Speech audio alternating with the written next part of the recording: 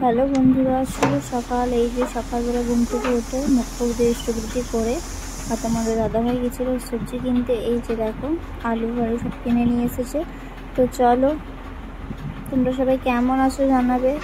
আবারও চলে এসেছি নতুন একটা ভিডিও নিয়ে। চলো বিছানাটা গুছিয়ে নিই, মশারিটাকে গুছিয়ে নিয়ে তোমাদের দাদাভাই দাঁড়িয়ে দাঁড়িয়ে রুটি খাচ্ছে আর এদিকে বিছানাটা আমি গুছাচ্ছি। তো তোমরা সবাই কেমন আছো জানিও, আর আমার ভিডিও তোমাদের কেমন লাগে অবশ্যই সেটা জানাবে। তো তোমরা সবাই কেমন আছো জানাবে, ঠিক আছে। তো তোমাদের ভালোবাসায় মোটামুটি ভালো আছি। তো চলো বিছানাটা গুছিয়ে নিই। এই যে বিছানা গোছানো কমপ্লিট করে আর তোমাদের দাদাভাই যাচ্ছে কাজে। এই যে বিছানা গোছানো হয়ে গেছে আর তোমাদের দাদাভাই চলে গেল কাজে দেখলেই। তো চলো চাটা বসাই এবার। আমি উঠেছি 11:45 দিক করে। তো এই যে আলু কিনে নিয়ে এসেছে। তো চলো চাটা চাপিয়ে দিয়েছি, এবার ঝাড়ু মেরে নিই। তো আজকে সানডে, আজকে সবাইকে শুভ রথযাত্রা, সবাইকে অনেক অনেক শুভেচ্ছা আমার তরফ থেকে। তো সবাই দিনটা ভালোভাবে কাটাও, আনন্দ করো, মজা করো।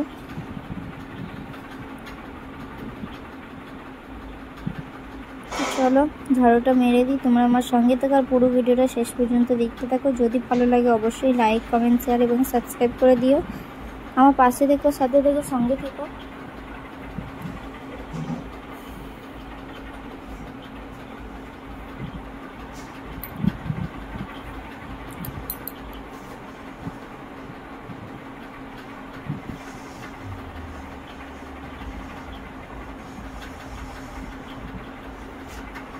তো চলো ঝাড়ুটা মেরে দিই। এই যে ঝাড়ু মারা কমপ্লিট করেছিল, দরজাটা দিয়ে দিই।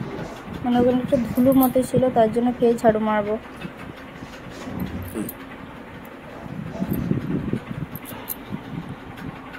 রথযাত্রার দিনেতে মানে কি জিনিস খেতে নেই দেখবেন, কলমি শাক খেতে নেই, পটল খেতে নেই, মুসুর ডাল খেতে নেই।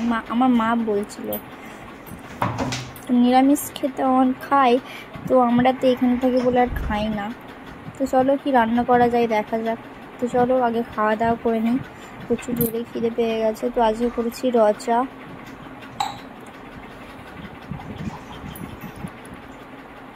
আর তোমরা সব রথযাত্রা অনেকে বেরোবে, ছোটো ছোটো রথ নিয়েও বেরোবে।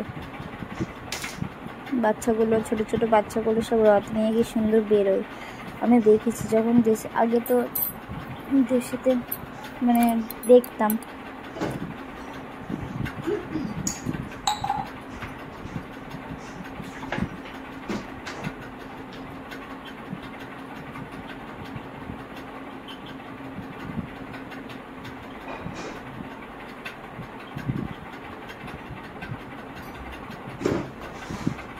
চলো খাওয়া দাওয়া করে নিই।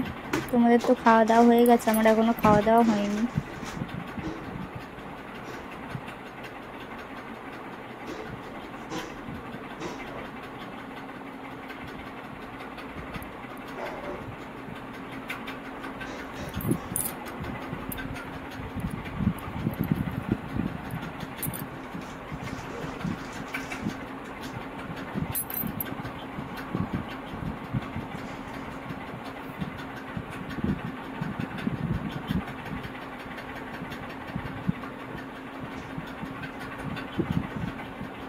চলো খাওয়া দাওয়া করে নিই। তোমরা আমার সঙ্গে থাকো আর পুরো ভিডিওটা শেষ পর্যন্ত দেখতে থাকো।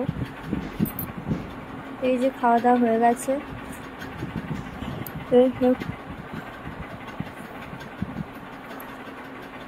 দৌড়াচ্ছি, এখনো ঝাড়ু মারা হয়নি। এই তো উঠলাম, এবার অনেক কাজ। আজকে আবার সানডে, বাথরুম পরিষ্কার করবো। চলো বাইরেটাকে ঝাড়ু মেরে দিয়ে আসি, তারপর কি এনেছে দেখবো। তো এই যে ঝাড়ু মারতে চলে এসেছি আমি।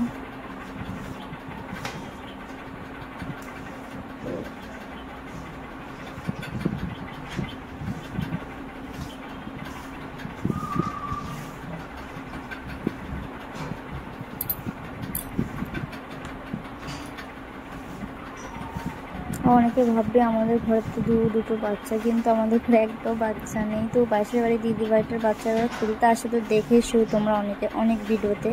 তো তাদেরই জুতো এখানে পড়ে থাকে, ওরা নিয়ে যায় না। তো বাচ্চাদের মন খেয়াল খুশি।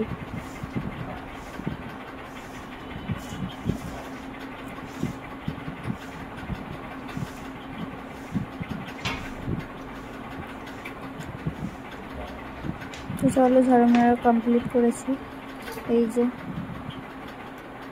এবার কি এনেছে দেখা যাক। আর আমার চোখটা না প্রচুর লাফাচ্ছে, বাঁ চোখটা, জানি না কি হবে।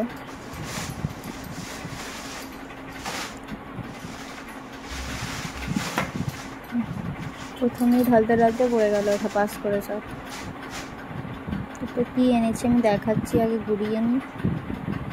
দেখতেই পাচ্ছ অনেকে কি এনেছে, মাংস এনেছে।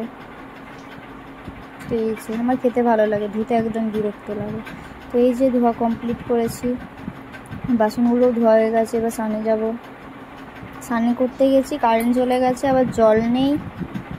বাথরুম পরিষ্কার করবো বললাম, তো বাথরুমও পরিষ্কার করা নেই, শুধু শ্যাম্পুটা জায়গা করে চলে এসেছি। আর বালতিটা ভর্তি করেছি, যে হাতে করে জামা কাপড়গুলো নিয়ে চলে এসেছি, কারণ জল নেই। একদম জল শেষ হয়ে গেলে আর কারেন্ট নেই, কারেন্ট চলে গেছে, মোটরও চালাতে পারবে না। আপনার সবজিও কাটা হয়নি, জানি না জল থাকবে কি থাকবে না, ফরফর করছে, তো জল তো নেই যেহেতু। তো চলো জামা কাপড়গুলো ঝটাপট করে মেলে দিই।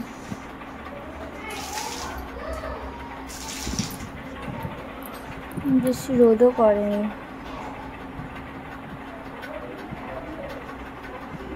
আর আমি দুপুরে খাওয়া দাওয়ার পরে ভয়েসটা দিচ্ছি, তো এত ঘুম পাচ্ছে কি বলবো।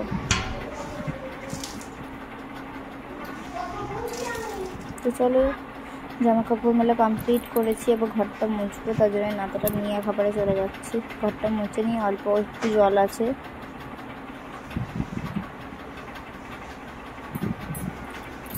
যাওয়ার পরে ঘরটা মুছে নিয়ে তারপর সবজিটা ঝটাপট করে কাটবো।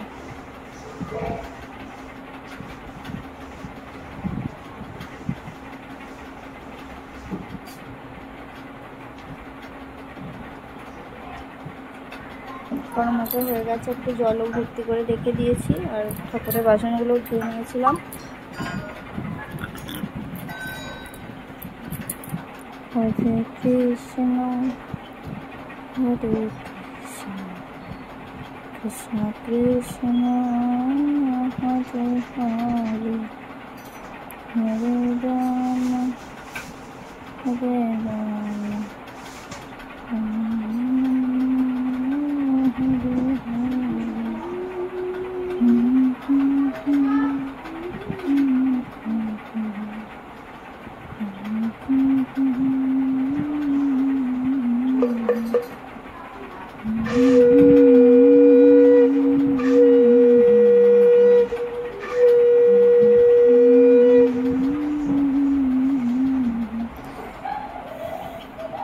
ঠাকুরকে পুজো করা কমপ্লিট করেছি। এবার চুলটা ঝটাপট করে খুলে অন্য গামছা মানে চুলে দেবো, মানে শ্যাম্পু করেছি তো চুলে জল ধরবে।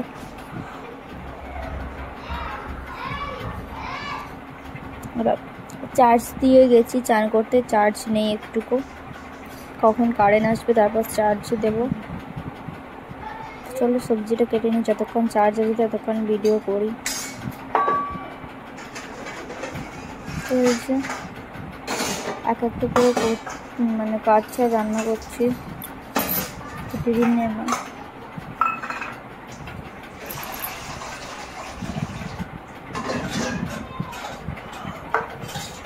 কালকের আর আজকের বাসনগুলো গুছিয়ে নিচ্ছি, কারণ জ্যাম হয়ে যাচ্ছে তার জন্য। তো চলো সবজিটা কাটা কমপ্লিট করেছি, আর আলুটাও সেদ্ধ হয়ে গেছে, আলু ভাজার আলুটা, সেটা ঢেলে নিয়ে এবার আলুটা ভাজা চাপিয়ে দিয়ে তারপর ট্রেনে আবার সবজি কাটবো। সবজি করতে ওগুলো কত কাটা গেছে, আদা রসুনগুলো কাটা বাকি আছে।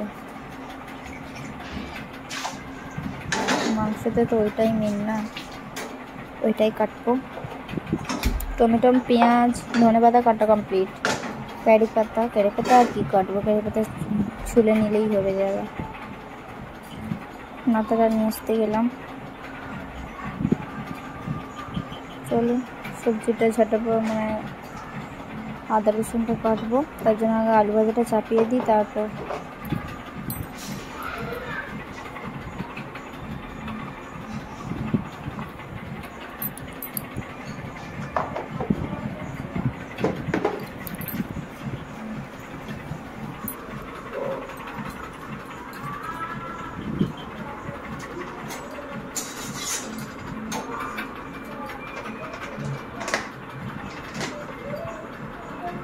কালকে তেল ঢেলেছিলাম না, নতুন মানে তেল এনেছিল, তো তেলটা ছিল, তার জন্য সেই দিয়েই আজকে রান্না করে নেবো। এখনও আছে তেলটা। আর মাংসটা একটু বেশি তেল লাগে, তার জন্য।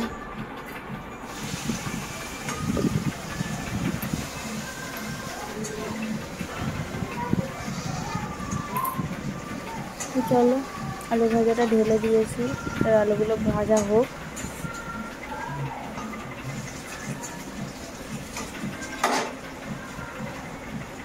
আমি যদি সবজিটা কাটতে বসে পড়ি।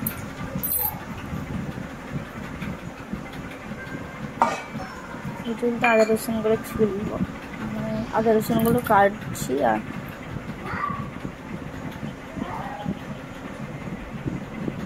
তো তোমরা সবাই কেমন আছো জানাবে বন্ধুরা। আর আমার মতো কারা এরকম তাড়াহুড়ো করে রান্না করা অবশ্যই জানাবে। তো একটা যেহেতু বেজে গেছে, আর তোমরাও অনেকে রান্না করা হয়ে গেছে, খাওয়া দাওয়াও হয়ে গেছে। তো আমি মাত্র রান্না চাপালাম, এখন মনে হয় 1:45 মতো বাজে।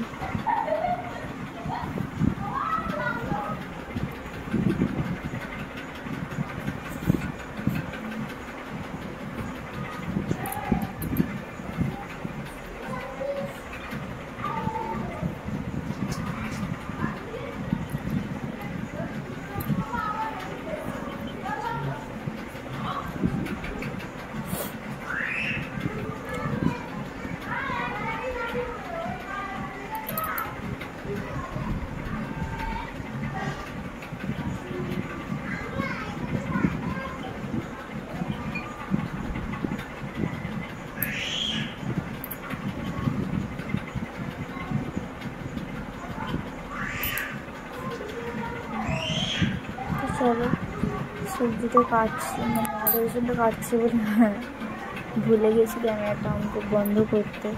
এদিকে আলু ভাজা হচ্ছে, আর এইদিকে মানে না চাপিয়ে দিলে না দেরি হয়ে যাবে, তার জন্য চাপিয়ে দিলাম রান্নাটা। ভাতটাও চাপিয়ে দেওয়া হচ্ছে।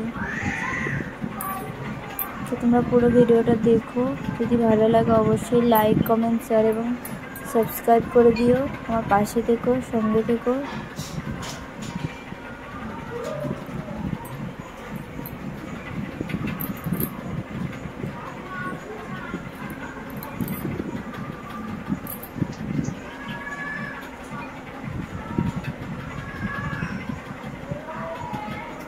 আর এখানেও হয় হায়দ্রাবাদে, এখানে একটা কালী মন্দির আছে, সেখানেতে হয়, মানে রথ টানাটানি কিছু হয় না, পুজো করা হয় ঠাকুরকে। আর ফাংশন হয় বলছিল, 1 বছর বলছিল মিনি এসেছিলো, তো এবছর মনে হয় হবে।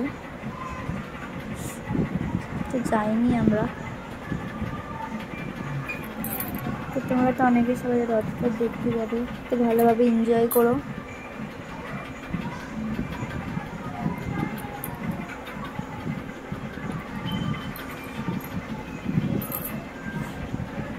আর সত্যি কথা বলতে, মানুষকে কষ্ট দিয়ে কোনো কিছু কাজ করো না, সেটা আমি বলছি। আর ছোটো ছোটো কথাতে মানুষের অনেকটা কষ্ট হয়, সেটা বুঝে শুনে কথা বলো সবাই, ঠিক আছে? সেটা আমার মানে আমি বুঝতে পারি কেন। তো চলো, আলু ভাজাটা দেখি।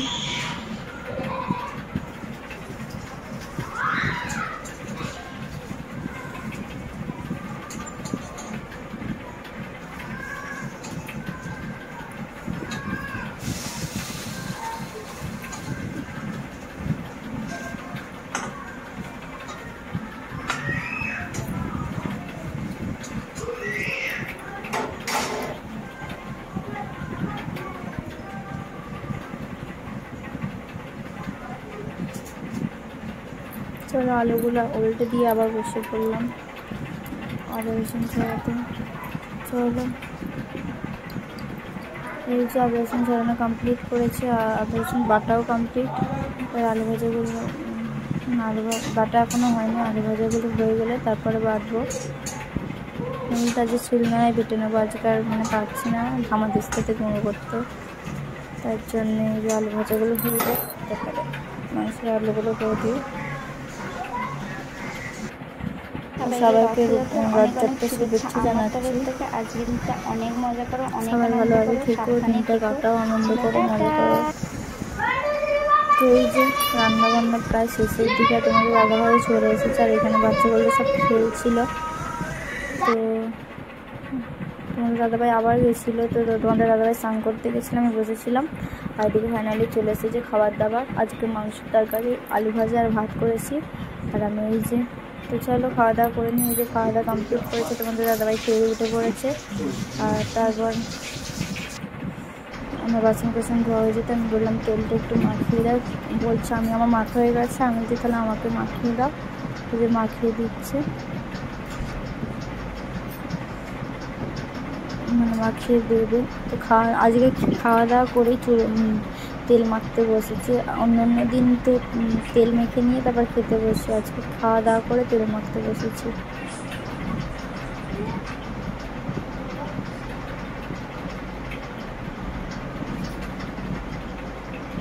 তো তেলটা মেখে শুয়ে পড়বো। তো তোমরা তো সবার তো শোয়া হয়ে গেছে, খাওয়া দাওয়া করে ঘুমিয়েও পড়েছে, আবার উঠেও পড়েছে অনেকে। তো রথ যাবে, এবার সবাই রাস্তায় বসে আছে অনেকে। তো আমরা এবার খেয়ে দিয়ে শোবো। তো এই যে তোমাদের দাদাভাই তেলটা দিয়ে ম্যাসাজ করে দিচ্ছে, আর আমি বলছি একটু আমাকে কিস করো না, মানে কপালে একটু কিস করতে বলছি। তো তোমাদের দাদাভাই কেমন করলো একটা মনে।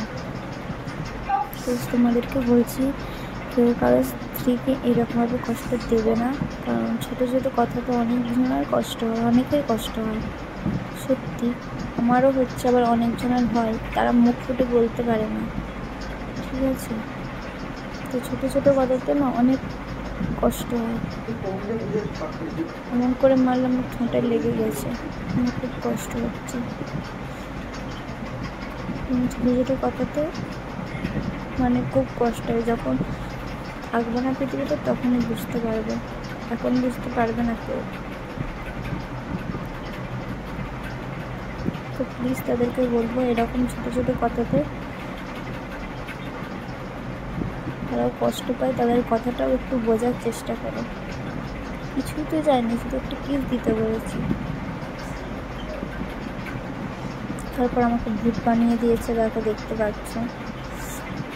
তো এটাই সব স্বামীদেরকে বলবো যে বইয়েরা ছোটো ছোটো মানে কিছু জিনিস চাইলে দেওয়া উচিত।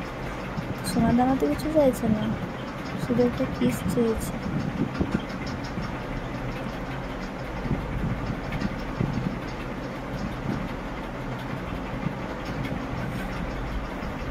এখন ছোটো ছোটো কথাতে কেউ কষ্ট দিও না প্লিজ, তার স্ত্রীগুলোকে একটু ভালোবেসো।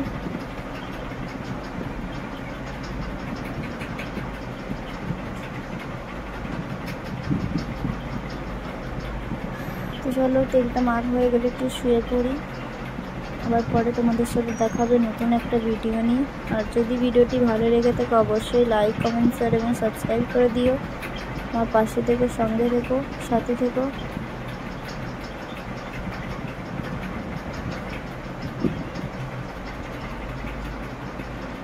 ঠোঁটটা খুব জোরে লেগেছে, মানে ওই বোতলটা তো মেরেছে, তো মানে দাঁতের সাথে ঠোঁটটা ছিল, ঠোঁটে লেগে গেছে।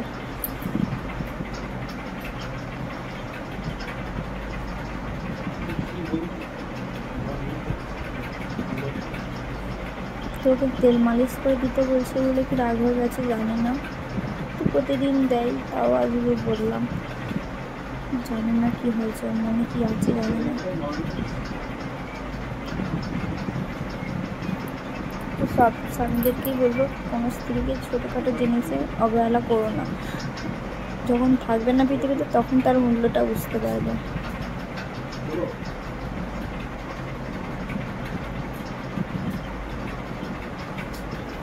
ভালো করে মেসেজ করে দিচ্ছে না বলে তাই আমি একা একা করছি মেসেজ।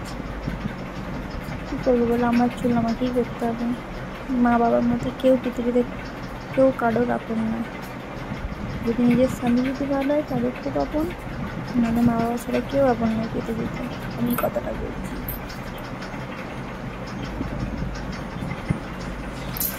দাদারা আমাকে ভালোবাসে, কিন্তু ছোটোখাটো জিনিস